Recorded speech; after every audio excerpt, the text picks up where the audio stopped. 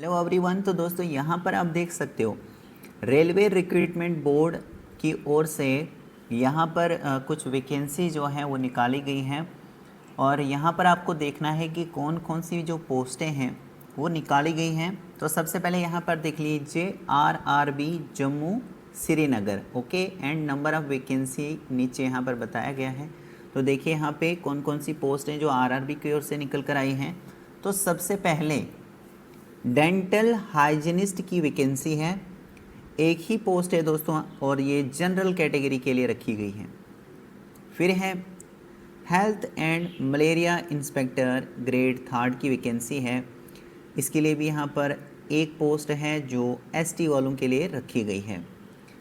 फिर बात करें नेक्स्ट पोस्ट की, वो है लेबॉर्ट्री असिस्टेंट ग्रेड 3, और लेबॉर्ट्री असिस्टेंट ग्रेड 3 की अगर हम बात करें तो एनआर के लिए यहाँ पर जो है रेलवे एनआर यहाँ पर एक पोस्ट है और आरसीएफ यहाँ पर 3 पोस्टें हैं, और ये जो पोस्टें हैं ये अनरिजर्व के लिए रखी गई हैं। इस तरीके से लेबॉर्ट्री सुपरिटेंडेंट की एक पोस्ट है और ये जो एक पोस्ट है ये भी अनरिजर्व के लिए रखी गई है। नर्सिंग सुपरिटेंडेंट की पोस्ट है दोस्तों, और नर्सिंग सुपरिटेंडेंट की पोस्ट के लिए यहाँ पे जो है वो एक एक पोस्ट रखी गई है। जैसे अनरिजर्व के लिए एक है और इस तरीके से ओबीसी के लिए भी एक है, ईडब्ल्यूएस वालों के लिए एक, इस तरीके से 3 पोस्टें यहाँ पर है, और डीएमडब्ल्यू यहाँ पर एक पोस्ट है जो कि एससी कैटेगरी में है। फार्मासिस्ट की बात करें, फार्मासिस्ट एंट्री ग्रेड की, तो यहाँ पर आपको देखना है डीएमडब्ल्यू एक पोस्ट है, ये अनरिजर्व के लिए है। एनआर में यहाँ पर 2 पोस्टें हैं जो जनरल में हैं, एससी में एक हैं, इस तरीके से 3 टोटल पोस्टें हैं। आरसीएफ में यहाँ पर दो जनरल में हैं, एक एससी में है, तो इस तरीके से 3 पोस्टें हैं। और फिजियोथेरेपिस्ट ग्रेड 2 की यहाँ पर जो है डीएमडब्ल्यू में एक पोस्ट है दोस्तों। और इस तरीके से जो टोटल पोस्टें हैं वो यहाँ पर आप देख सकते हैं 19 पोस्टें हैं जो कि आरआरबी की ओर से, रेलवे रिक्रूटमेंट बोर्ड की ओर से फिलअप की जाएंगी। कहाँ के लिए? आरआरबी जम्मू श्रीनगर के लिए पोस्टें निकाली गई हैं।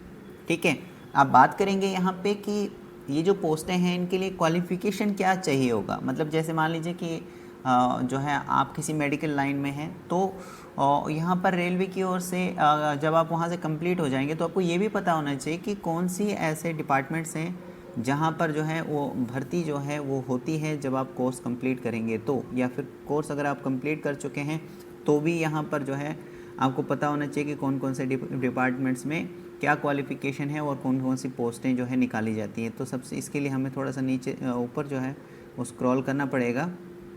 अब देखिए यहाँ पे नर्सिंग सुपरिटेंडेंट की बात करें तो नर्सिंग सुपरिटेंडेंट के लिए जो आपकी क्वालिफ़िकेशन है वो होनी चाहिए certificate as registered nurse and midwife having 3 years course आपने किया होना चाहिए जनरल नर्सिंग एंड मिडवाइफरी का फ्रॉम स्कूल या किसी भी रिकॉग्नाइज इंस्टीट्यूट से। समझ में आ रहा है? इस तरीके से फिर यहाँ पर जो health and malaria inspector grade 3 की बात करें तो इसके लिए आपने बीएससी की होनी चाहिए। Having studied chemistry as main या ऑप्शनल सब्जेक्ट आपने जो है वो पढ़ा होना चाहिए in any branch of the chemistry, optional subject in any branch of chemistry while undertaking the course, plus 1 year का डिप्लोमा आपने किया होना चाहिए हेल्थ सैनिटरी इंस्पेक्टर का, या फिर 1 ईयर का आपके पास होना चाहिए national trade certificate in health sanitary inspector जो कि अवॉर्डेड होना चाहिए by national council for vocational training, ministry of labour and employment, government of India, new Delhi से। तो ये हो गया malaria health and malaria inspector grade 3 की पोस्ट के लिए आपकी क्वालिफ़िकेशन। ओके, फिर यहाँ पे लेबॉर्ट्री असिस्टेंट की बात करें तो लेबॉर्ट्री असिस्टेंट के लिए आपने जो है वो 12th किया होना चाहिए, 12th इन साइंस आप होने चाहिए, प्लस डिप्लोमा आपका होना चाहिए किसमें? मेडिकल लेबॉर्ट्री टेक्नोलॉजी में, मेडिकल लेबॉर्ट्री टेक्नोलॉजी के अंदर होना चाहिए, या फिर सर्टिफिकेट कोर्स आपका होना चाहिए मेडिकल लैब टेक्नोलॉजी 8 पर with diploma in medical laboratory technology subject to the fulfilment of the course has been done from the institute which is recognize by the university या फिर टेक्निकल बोर्ड या of state government या central government authority. The duration of the course कितना होना चाहिए, 1 year का। During the course the candidate should have done the training on full time basis, आपने training की होनी चाहिए। तो ये कुछ यहाँ पर रिक्वायरमेंट रहेगा, मतलब इन पोस्टों के लिए। जैसे या आरबी की और आरआरबी की ओर से ये पोस्टें निकलती हैं, क्वालिफिकेशन ये मांगी जाती है। आपके पास होगी, आपने किया होगा, तभी जाकर तो आप अप्लाई कर पाएंगे। फिर इस तरीके से और भी कई सारी यहाँ पर पोस्टें हैं जिसके लिए जो है वो क्वालिफ़िकेशन अलग अलग यहाँ पर मांगी है।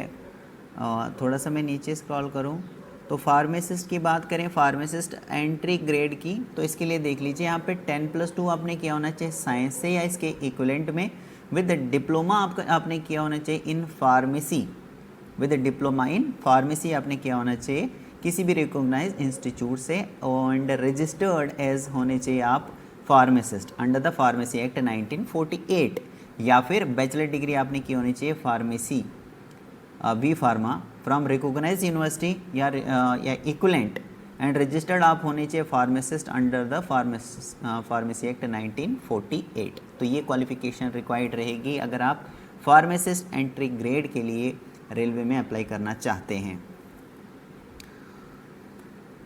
लेबोरेटरी सुपरिटेंडेंट के लिए भी आप यहाँ पर देख लीजिए, लेबोरेटरी सुपरिटेंडेंट की पोस्ट के लिए बीएससी आपने की होनी चाहिए विद बायोकेमिस्ट्री या माइक्रोबायोलॉजी या लाइफ साइंस, या BSc with chemistry and biology as main या फिर ऑप्शनल सब्जेक्ट, ठीक है।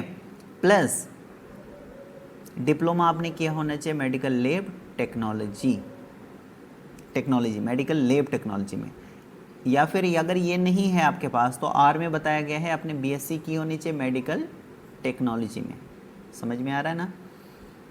और इसी तरीके से डाइटिशियन की पोस्ट के लिए भी आप देख सकते हैं, इसमें कोई प्रॉब्लम नहीं है देखने में।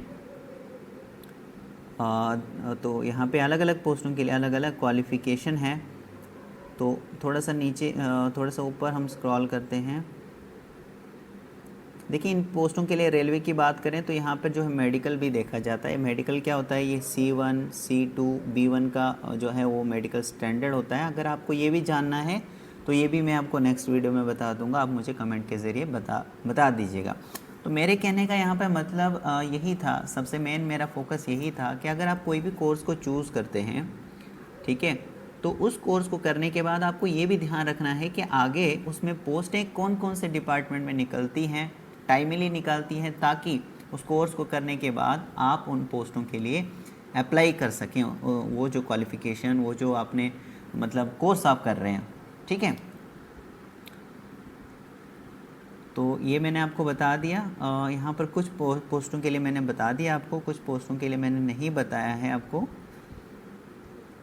तो वो भी आप यहाँ पर देख लीजिए। तो मैं यहाँ पे आपको बताने वाला था जो पे है ना, जैसे नर्सिंग सुपरिटेंडेंट की पोस्ट के लिए आपको जो लेवल रहेगा पे का वो 7 रहेगा, और इसमें देखिए यहाँ पर पे कितनी मिलेगी आपको, 44,900 रुपया। C1 का मेडिकल स्टैंडर्ड होता है, लेकिन आपको ये अभी नहीं देखना है। अगर आपको इसके बारे में जानना है तो कमेंट कीजिएगा। देखिए पे कितनी रहेगी यहाँ पे, 44,900 से नर्सिंग सुपरिटेंडेंट की पोस्ट के लिए अगर आप सेलेक्ट हो जाते हैं। इस तरीके से नेक्स्ट मैंने आपको यहाँ पे बताया था हेल्थ एंड मलेरिया इंस्पेक्टर, तो यहाँ पे पे देखिए इसके लिए 35,400 जो है पे रहेगी। और इसी तरीके से लेबोरेटरी असिस्टेंट ग्रेड 3 की बात करें तो यहाँ पर 21,700 आपकी जो पे है वो यहाँ पर रहने वाली है। और अगर radiographer, x ray technician, physiotherapist grade 2 में अगर आप देखोगे, फिजियोथेरेपिस्ट ग्रेड 2 की पोस्ट के लिए अगर आप देखोगे यहाँ पर आप सेलेक्ट हो जाओगे तो 35,400 रुपये आपकी सैलरी रहेगी, मतलब पे आपको मिलने वाली है।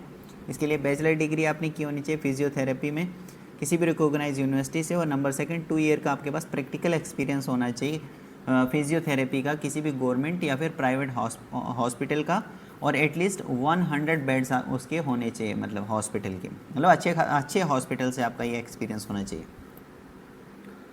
फिर यहाँ पे फार्मासिस्ट एंट्री ग्रेड की पोस्ट के लिए अगर आप सेलेक्ट हो जाते हैं मान लीजिए, तो 29,200 यहाँ पे जो है वो आपकी पे बताई गई है। इसके लिए मैंने आपको ऑलरेडी बताया 12th इन साइंस आप होने चाहिए, और डिप्लोमा फार्मेसी का आपने किया होना चाहिए, ठीक है, और रजिस्टर्ड भी होने चाहिए as pharmacist under the pharmacy act 1948। और में यहाँ पे मैंने आपको बता ही दिया, अगर आपने फार्मेसी मतलब बी फार्मा किया हुआ है, बैचलर डिग्री आपने की है, तो यहाँ पे जो है आप एलिजिबल हैं अप्लाई करने के लिए। इस तरीके से फिर लेबोरेटरी सुपरिटेंडेंट का भी आप यहाँ पर देख सकते हैं, 35,400 यहाँ पर पे बताई गई है। क्वालिफ़िकेशन मैंने आपको पहले से ही बता दी है। और इस तरीके से